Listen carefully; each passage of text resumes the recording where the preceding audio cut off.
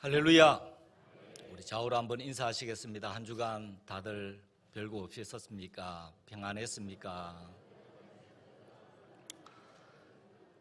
한 번 더 인사하겠습니다.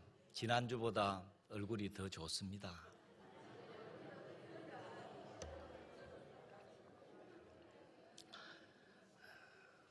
오늘 이 시간은 우리는 달라야 합니다 하는 주제를 가지고 말씀을 상고하려고 합니다. 신자와 불신자는 분명한 차이가 있습니다. 어떤 차이가 있을까? 많은 차이가 있는데 그 중에 가장 분명한 차이는 세상을 떠날 때인 것 같습니다. 믿지 않는 자들은 죽음 이후에 돌아갈 곳을 준비하지 않습니다. 그러나 신자는 주 예수를 믿는 믿음을 가지고 아버지의 집으로 돌아갈 준비를 하면서 살아가는 것이 이 땅의 삶입니다. 또한 사명이 있는 자와 사명이 없는 자도 분명한 차이가 있어요. 사명이 있는 사람들은 벌써 딱 보여지는 게 다릅니다. 삶의 방향성, 목표가 분명하지요. 그러나 이 사명이 분명하지 않은 사람들은 이런 것들이 흐릿하기가 쉽습니다. 이스라엘과 이방 나라들 역시 분명한 차이가 있어요. 이스라엘도 왕을 세우고 이스라엘도 뭔가 나라를 이루고 비슷해 보이지만 분명한 차이가 있습니다. 어떤 차이가 있느냐?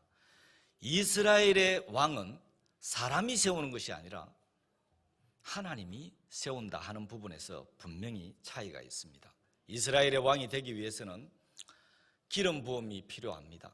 다윗이 이스라엘의 왕이 되기까지 특별히 3번의 기름 부음을 받았습니다. 처음에는 사무엘 선지가 베들레헴 이새의 집까지 찾아와서 왕을 예선하는 그런 시간들을 가지면서 다윗에게 기름을 붓습니다. 그런데 이 기름 붓고 바로 왕 된 거 아닙니다. 그때부터 다윗의 삶은 고단했어요. 왕 사울을 피해 다니는 그런 시간들이 있었습니다. 두 번째는 언제 부음을 받았느냐? 유다 지파로부터 기름 부음을 받습니다. 유다 지파의 왕이 되지요. 그러고 나서 다시 7년 후에 통일 이스라엘의 왕으로 기름 부음을 받습니다. 다윗이 나눠졌던 이 남과 북을 통일함으로써 사울 이후에 나눠진 이스라엘을 정치적으로도 통일했고 군사적으로도 통일이 되고 통일이 되었어요. 그런데 민심이 통일이 되지 않습니다. 나눠진 마음들이 하나가 되지 않습니다. 그래서 다윗이 진정한 통일을 위해서 했던 2가지 일이 있습니다. 첫째는 수도를 옮겨오는 것입니다. 수도를 예루살렘으로 옮깁니다. 다른 하나는 이스라엘의 신앙을 하나로 통일하는 것입니다. 다윗은 신앙을 통일하는 것이 수도를 옮기는 것보다 훨씬 더 중요하다 하는 것을 알았습니다. 그래서 이 신앙을 통일하기 위해 법궤를 예루살렘으로 모셔오고자 했습니다. 당시에 법궤가 어디에 있었느냐? 기럇 예아림 아비나답의 집에 20년 동안 방치되어 있었습니다. 다윗이 이 법궤를 예루살렘으로 모셔와서 어떻게 통일하고자 했느냐? 여호와 신앙으로 통일하고자 했다는 거죠. 저는 우리 교회가 여호와 신앙으로 통일이 되어야 된다고 믿는 사람입니다. 여러분의 가정들도 여호와 신앙 하나로 통일이 돼야 은혜로운 가정이 되는 거예요. 다윗이 다스리는 이스라엘도 여호와 신앙으로 하나가 되면 이 나라는 하나님이 세워가시는 나라가 되는 것입니다. 오늘 이 본문은 이 법궤를 모셔오는 과정에서 생겨났던 문제를 소개하고 있습니다. 오늘 이 본문을 통해서 우리는 왜 달라야 되는지, 어떻게 달라야 되는지 이 부분을 좀 상고하려고 합니다. 오늘 이 말씀을 이해하기 위해서는 사무엘상 4장으로 우리가 거슬러 올라가는 것이 필요합니다. 사무엘상 4장을 보면 이스라엘이 블레셋과 전투하는 내용이 나옵니다. 그 1차전에서 이스라엘은 패했습니다. 자신들이 전쟁에서 패했을 때 왜 전쟁에서 패했는지에 대해서 이스라엘은 오판했습니다. 법궤가 이곳에 없었기 때문에 우리가 전쟁에서 졌다. 그래서 법궤를 모셔옵니다. 법궤가 이스라엘 진영에 들어올 때에 이스라엘의 사기가 이렇게 올라가는 것을 성경이 기록해 놓고 있습니다. 그런데 다음 날 벌어진 그 전투를 생각해 보십시오. 법궤가 이스라엘 진영에 있었습니다. 그럼에도 불구하고 블레셋과의 2차 전투에서 참담하게 패합니다. 이스라엘의 군사가 3만 명이 죽습니다. 법궤를 모셨던 제사장 홈리와 비나스가 그날 죽습니다. 그리고 하나님의 법궤도, 이 법궤가 없어서 졌다고 생각했던 그 법궤도 블레셋에 빼앗겨 버립니다.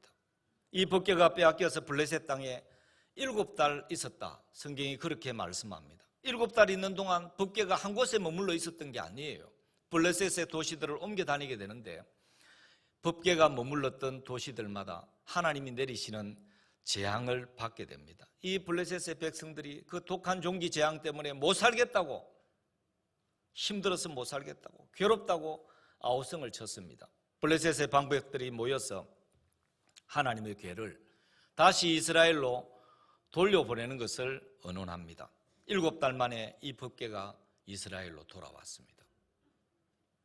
이 돌아온 법궤가 중간에 한정된 시간이라서 다 말씀을 드릴 수는 없고요. 베스메스의 그 사건 통해서 기란 야림 집으로, 이 기란 야림의 아비나답의 집으로 모셔지게 됩니다.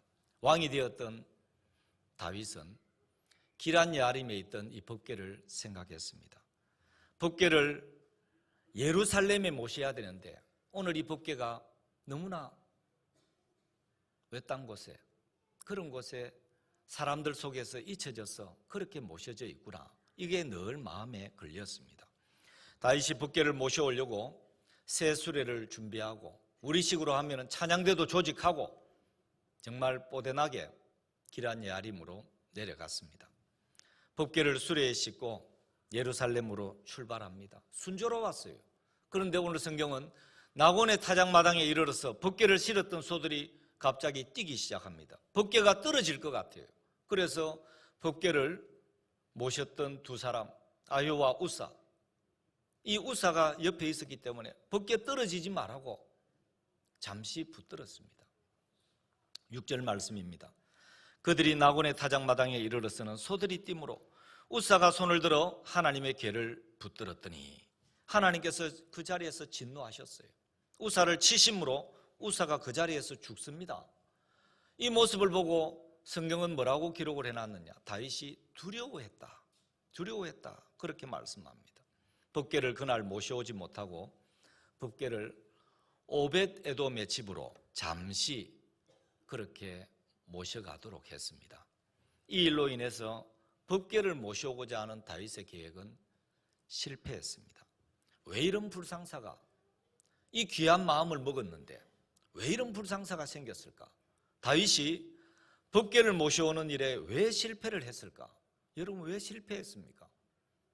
우리 성도님들도 참 좋은 마음으로 뭔가를 하려고 하는 것 같은데 다 잘 되는 게 아닙니다. 결과가 또 안 좋을 때도 있어요. 여러분, 왜 그렇다고 생각하십니까? 오늘의 운세가 사나워서 그렇습니까? 성경은 하나님의 말씀대로 하지 않았기 때문이다. 이 사실을 지적합니다. 다윗은 하나님의 말씀대로 법궤를 옮겨야 됩니다. 하나님은 이 법궤를 레위 자손들 가운데서 고핫 자손들이 어깨에 메고 옮겨라. 반드시 그렇게 옮겨라. 그렇게 말씀했어요. 법궤는 손으로 만질 수도 없고 함부로 다룰 수도 없는 것입니다. 블레셋이 법궤를 돌려보낼 때 어떻게 돌려보냈느냐? 수레에 실어서 보냈죠. 법궤를 수레에 실어서 보내는 이거는 하나님의 방법이 아니에요. 블레셋의 방법이었고 이방인의 방법이죠. 블레셋으로서는 최선의 방법이었을 수 있습니다. 그런데 이스라엘이 이렇게 하면 안 되는 거죠.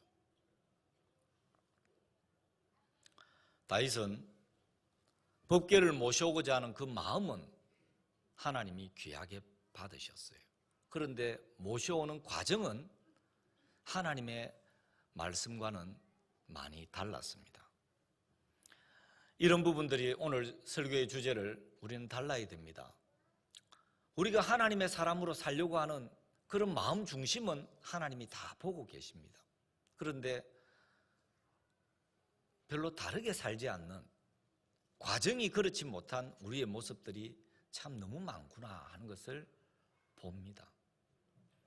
오늘 이곳에 예배하고 있는 저나 여러분들이나 오늘 보이는 게 답니까? 이 자리에 있는 이 모습이 정말 동일해야 되지만 오늘 이 모습과 밖에서의 모습이 여러분 동일합니까?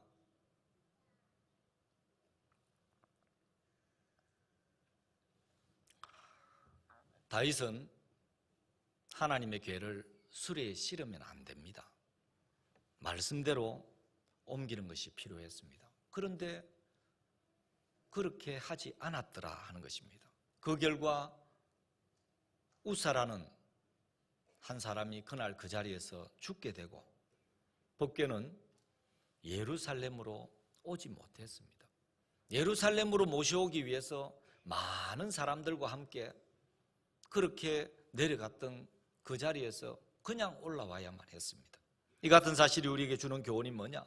성도는 세상 사람과 같은 방식으로, 같은 모습으로 하나님 앞에서 살아가면 안 된다 하는 것을 가르쳐 줍니다.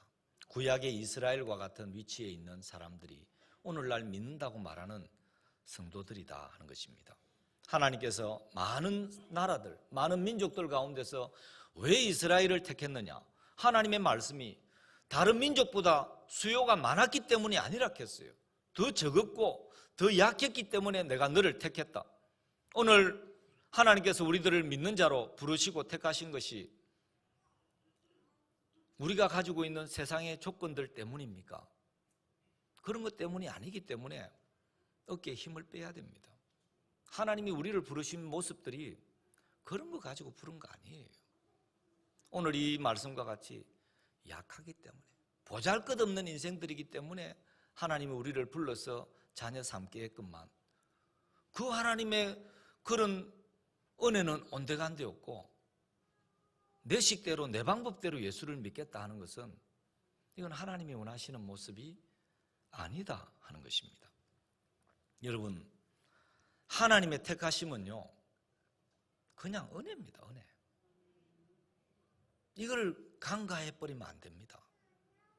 은혜가 없는 신앙생활하는 성도들이 분명히 있죠. 놓치고 있기 때문에 그렇습니다. 이 하나만 붙들어도 그냥 꺾여요. 그런데 왜 은혜가 없느냐? 하나님의 택하심에 대한 감동이 없어요. 그 은혜가 되지 않는 그런 상황에 있으니까 무엇이 은혜가 되겠냐는 거죠. 하나님의 택하심은 뭐 조건 갖다 붙이려 하지 마십시오. 그냥 은혜입니다. 약한 이스라엘을 통해서 하나님의 하나님 되심을 이 땅 가운데 나타내기를 원하시는 것입니다. 이스라엘은 하나님이 택하신 백성들이기 때문에 우상을 섬기면 안 돼요. 이스라엘은 세상을 본받으면 안 됩니다. 하나님의 말씀을 따라서 살아야 됩니다. 하나님의 말씀을 따라 사는 이게 이스라엘의 사명입니다. 그런데 이스라엘이 이 받은 사명을 잘 감당하지 못했습니다. 선민은 선민의 사명을 감당해야 돼요. 일꾼은 일꾼의 사명을 감당해야 됩니다. 직분자는 직분자의 사명을 감당해야 됩니다. 우리도 다 부름받은 사명자들이기 때문에 받은 사명을 하나님 앞에서 감당하는 그런 삶을 살아가야 하는 것입니다. 때때로 이 전등들이 고장은 아닌 것 같은데 불빛이 희미하고 흐릿할 때가 있습니다. 여러분, 흐릿한 것은 온전한 것이 아니에요. 그럴 때는 깨끗하게 닦아보든지, 그래도 안 되면 흐릿한 상태로 있는 게 아닙니다. 어떻게 하죠? 갈아 끼워야 됩니다. 갈아 끼워도 안 되면 아예 전등을 새 것으로 교체를 해야 됩니다. 오늘 우리의 모습을 돌아보면 이와 비슷하지 않나 그런 반성이 될 때가 있습니다. 빛은 빛인 것 같은데 밝지 않습니다. 빛은 빛인 것 같은데 우리 불빛이 너무 흐릿하지 않나? 여러분 어떻는 것 같습니까? 하나님 앞에서 밝고 분명한 빛이 돼야 돼요. 그냥 불만 나오면 된다고? 아니요. 하나님은 그런 불되라고 말씀하신 적이 없어요. 소금이라 했을 때 어디에서든지 맛이 나야 됩니다. 그게 생명 아닙니까? 그런데 소금가치는 생겼는데 별로 맛이 없어요. 맛을 내지 못합니다. 세상을 변화시켜야 될 성도들이 오히려 세상에서 변화를 받고 있습니다.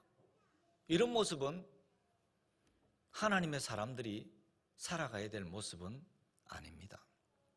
세상 사람들이 교회도 보니까 똑같더라, 믿는다 말하는 사람들이 우리가 보니까 안 믿는 사람보다 더 못하더라. 여러분, 이런 말은 들으면 안 됩니다. 이런 말을 듣는 그 자체가 하나님의 이름이 땅에 떨어지는 것이고 아버지의 그 이름을 망령되게 걷는 죄와 똑같은 거예요. 믿는 자가 왜 세상보다 더 못하더라는, 왜 이런 소리를 우리가 들어야 됩니까? 성도는 세상 사람들보다 더 높은 가치를 가져야 됩니다. 그리고 더 높은 그런 구별됨을 가지고 사셔야 돼요. 오늘 이 시대의 교회들이 별로 이런 걸 주장하지 않습니다. 목사님의 자녀가 신앙생활 안 하는 것에 대해서 별로 문제가 되지 않는 시대입니다. 장로님들의 자녀들이, 직분자의 자녀들이 신앙생활 하지 않는 것에 대해서 별로 문제 삼지 못하는 이런 때를 지금 살고 있어요. 높은 가치를 가져야 됩니다. 신앙의 대물림은 구별됨을 가지지 않으면 대물림 안 됩니다. 더 높은 가치를 가지고 그리스도인들이 살아가야 됩니다.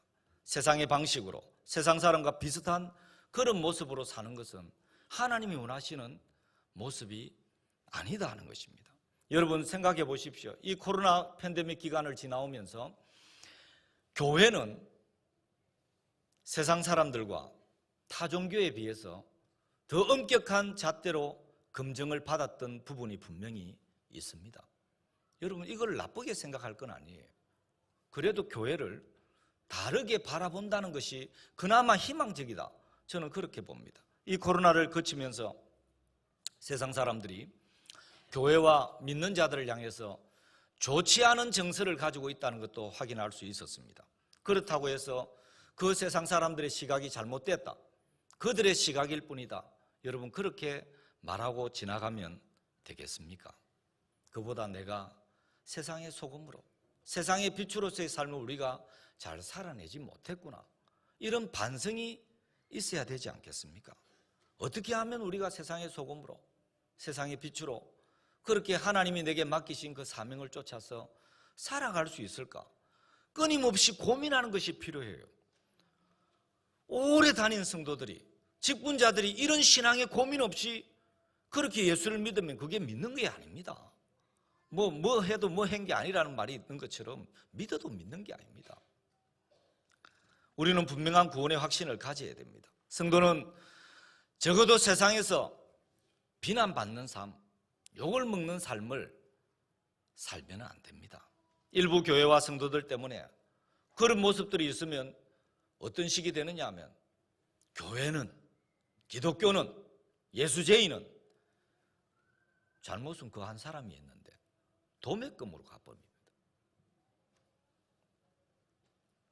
참 성도는 구원의 확신을 가진 사람들답게 소금과 빛의 역할을 감당하기 위해서 힘써야 됩니다. 뿐만 아니라 하나님을 경험하는 신앙생활에 실제가 필요합니다.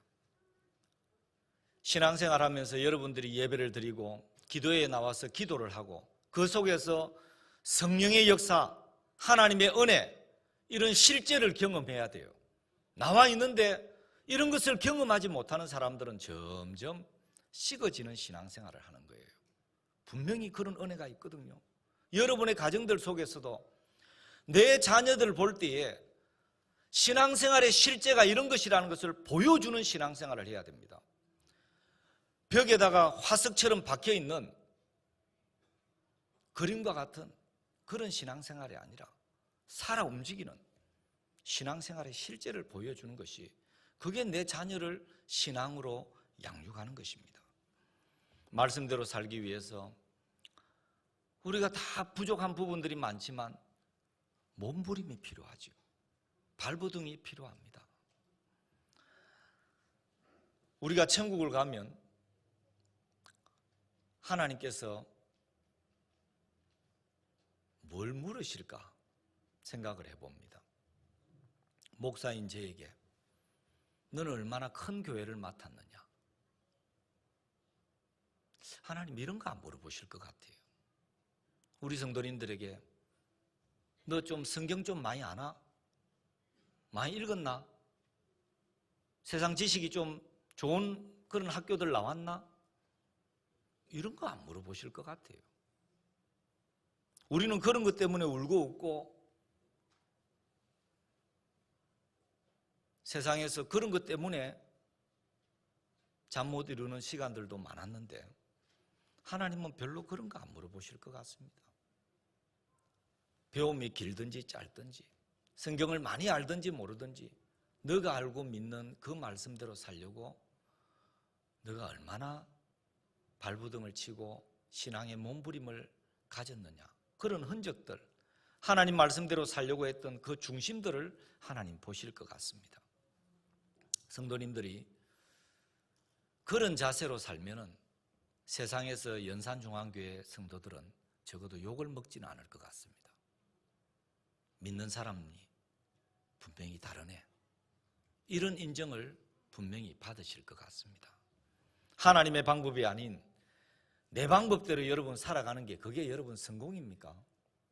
하나님은 고리대를 금했습니다. 오늘날로 하면은 이 고금리의 사채업도 마찬가지겠죠.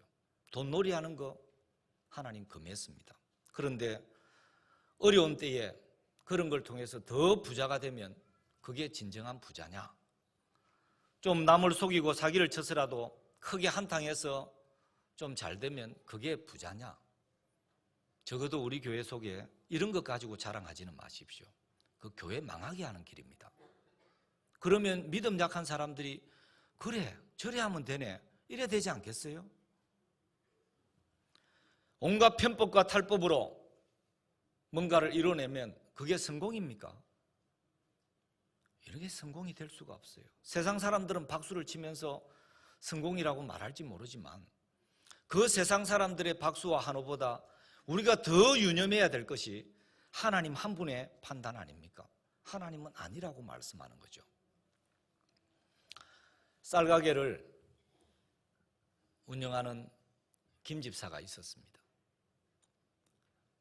새벽기도를 다녀와서 아내에게 여보 오늘 저녁에 고기 좀 먹읍시다 이렇게 이야기합니다. 그래요?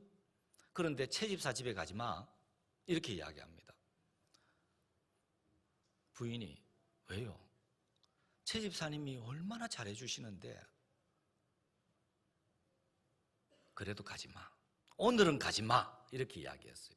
그 부인이 안 가더라도 이유라도 좀 압시다. 뭐 때문에 가지 말아야 해요? 최 집사님이 평소에 얼마나 양심껏 잘 하시는데. 이 김 집사가 하는 이야기가 이렇습니다. 오늘 새벽기도 마치고 가게 문을 여는데 최 집사가 찾아온 거야. 자기 집 저울 고장났다고 우리 집 거 빌려갔어. 여러분 무슨 말이죠? 쌀가게를 운영하는 김 집사는 저울을 속였다는 거죠. 속여서 판매를 했는데 이 저울이 오늘 그 집에 가 있으니까 가지 말라는 거예요. 이렇게 속여서 돈을 벌고 남의 눈을 가려가지고 잘 되면 하나님이 기뻐하실까? 그 자신은 기쁠지 모르겠습니다만은 하나님이 기뻐하실까? 수단과 방법을 가리지 않는 것은 그건 성공이 아닙니다. 이왕이면 성도님들이 잘 돼야 되죠. 이왕이면 부자가 돼야 됩니다. 이왕이면 다 성공을 해야 됩니다. 그런데 연산중앙교회 성도들은 부자가 돼도 깨끗한 부자가 되십시오. 정직한 부자가 되십시오. 세상의 방법으로 그렇게 하신 부분들이 있으면 다 세상에서는 넘버원이라고 인정을 받았는지 몰라도 하나님 앞에서는 계산해야 됩니다. 하나님 앞에서는 그거 다 마이너스가 된다는 걸 아셔야 돼요. 세상과 다르게 살지 않으면 마지막 날 하나님 앞에서는 다 책망받습니다. 성도에게 진정한 성공이 뭐냐? 성도가 하나님의 말씀대로, 하나님의 방법대로 사는 게 그게 성공입니다. 다윗의 첫 번째 법궤 운반은 실패로 끝이 났습니다. 다윗이 실패한 덕분에 복을 받은 가정이 있습니다. 성경은 그 가정이 오베데돔의 가정이다. 이 법궤라는 것은 하나님의 임재를 상징합니다. 오베데돔 가정은 온 집안이 하나님 주시는 복을 받았습니다. 어느 정도로 받았느냐? 남들이 다 보고 알 정도로 넘치도록 하나님이 복을 주셨습니다. 다윗이 다시 법궤를 모셔와야 되겠다 이렇게 생각을 하고 이번에는 하나님의 방법대로 법궤를 옮겨옵니다. 술에 씻지 않았어요. 오늘 이 본문은 주의 일을 하는 성도들이 하나님의 말씀대로 하기를 힘써야 된다 하는 것을 가르쳐 줍니다. 다윗이 법궤 안 옮겼습니까? 그런데 하나님의 방법이 아니죠. 우리도 어디 주의 일 안 합니까? 하나님의 방법이 아닐 때가 많습니다. 말씀은 지엄하고 분명하지만 그 말씀을 가까이 하지 않음으로 인해서 말씀이 우리에게 무엇을 지금 가르치고 있는지 이걸 보지 못하는 이런 안타까움들이 우리 가운데는 많습니다. 내 생각이 곧 하나님의 생각이 되어버리는 이런 모습도 분명히 많습니다. 우리가 살아가는 세상은 참 많은 유혹이 있습니다. 성도들이 바르게 살려고 애를 쓸수록 이런저런 유혹과 그런 방해들이 더 많이 생기는 것 같습니다. 그러다 보니까 정도를 잘 가려고 하지 않아요. 조금씩 살짝 그 선을 넘나들면서 그렇게 살고자 하는 유혹들이 생깁니다. 사람들이 법을 어떻게 바라보느냐? 믿는 자들이라면 하나님의 말씀을 어떤 관점에서 바라보느냐? 이 자체로 사람의 인성과 그 사람의 영성과 심성과 사람됨과 수준을 다 볼 수 있습니다. 여러분, 법대로 살면은 이익을 본다고 생각하십니까? 법대로 살면은 내가 손해를 본다. 그러니까 적당히 요령껏 해야 된다. 어떻게 생각하십니까? 분명한 것은 사람이 법대로 살아가는 것은 쉽지 않습니다. 이 세상 법도 잘 못 지키는데 하물며 하나님의 법을 지킨다는 것이 쉽겠습니까? 그래서 아예 그 법과 상관없이 살아가는 사람들도 적지 않습니다. 아예 안 지키려고 하는 사람들도 있습니다. 그래서 그런지 세상은 더 좋아지는 게 아니에요. 더 편법과 탈법과 부정과 부패와 이런 것들이 많습니다. 드라마라고 보여주는 재미있는 그런 드라마들의 내용들 다 부조리한 이런 부분들을 보여주는 것들이 얼마나 많습니까?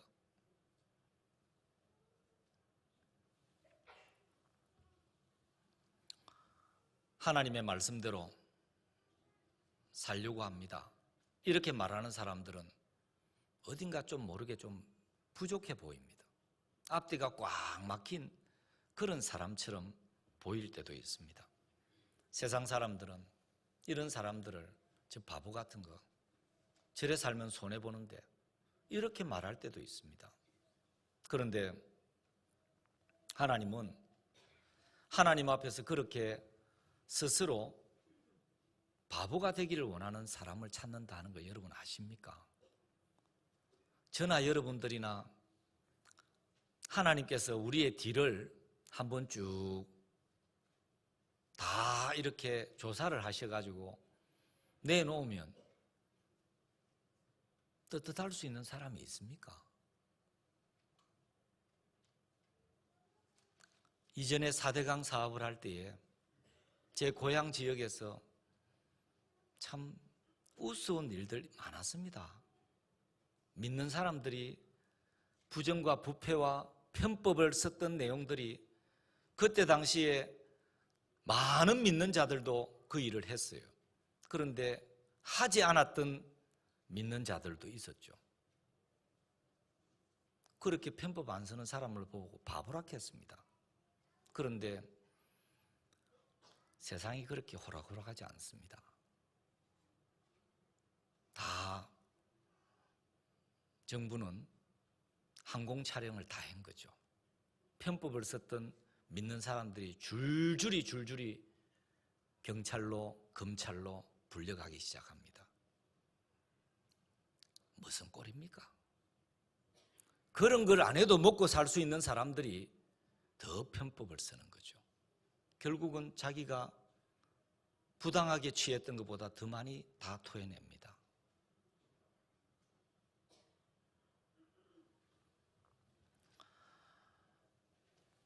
세상도 어떤 정의라는 잣대를 들이내면 편법을 썼던 사람들이 더 잘 사는 게 아니라 낭패를 겪지 않습니까?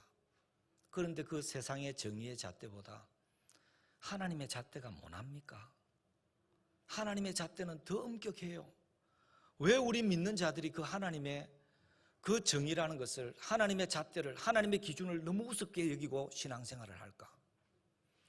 믿음이라는 하나를 생각해도 그렇고 예배라는 하나를 생각해도 그렇고 따끈하지 않다 이 말이죠. 하나님 보실 때에 어때야 되는지에 대한 스스로의 찔림들이 있으셔야 돼요. 늘 하나님 앞에서 내 모습은 부족하지만 하나님 오늘도 이 모습 이대로 썼습니다. 그럼 다음 주는 또 그대로 오면 안 되잖아요. 그거보다는 한 계단 올랐어야죠. 이러다 보면 성도들의 성숙과 변화도 올 건데 한 계단씩 내려가는 사람이 있어요.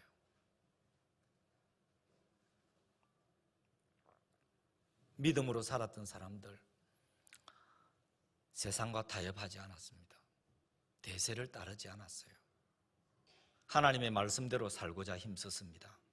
다니엘과 세 친구를 생각해 봅니다. 이스라엘이 망하고 그들은 다 포로로 끌려갔습니다.